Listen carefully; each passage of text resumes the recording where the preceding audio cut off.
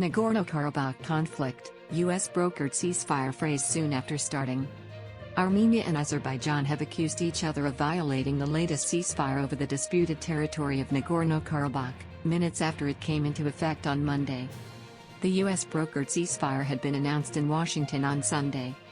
Two other ceasefires agreed earlier this month over the conflict were broken almost immediately.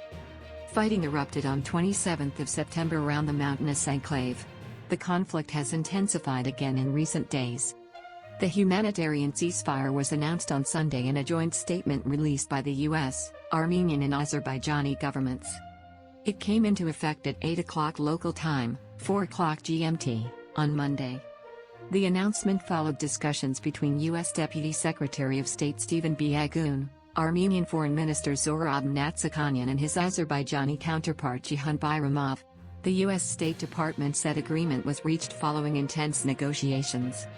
U.S. President Donald Trump tweeted on Sunday to congratulate those involved.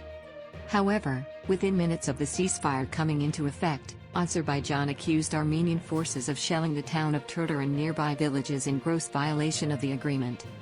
Armenia's defense ministry said Azerbaijani artillery had fired on military positions in various parts of the front line after the ceasefire agreement had begun. In a post on Facebook, Armenian Prime Minister Nikol Pashinyan insisted his country continues to strictly adhere to the ceasefire regime. Hikmet Hajiev, a spokesman for the Azerbaijani president, said Armenia was trying to preserve the status quo based on occupation, adding, "The Azerbaijani side is exercising restraint. Schools in the town of Barda are crowded but there are no lessons here.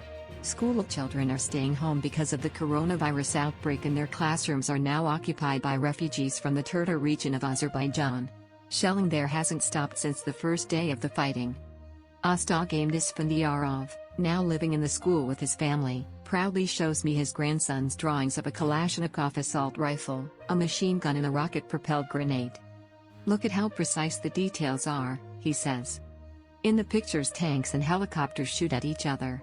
These young boys are yet another generation growing up thinking war is just a part of life.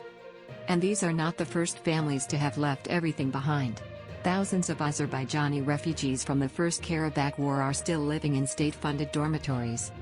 Conditions are pretty basic, but for these refugees there is only one problem with where they have been living for the past 30 years, it isn't home. When I arrived I found them glued to the TV waiting for news about the villages and towns being taken by the Azerbaijani army.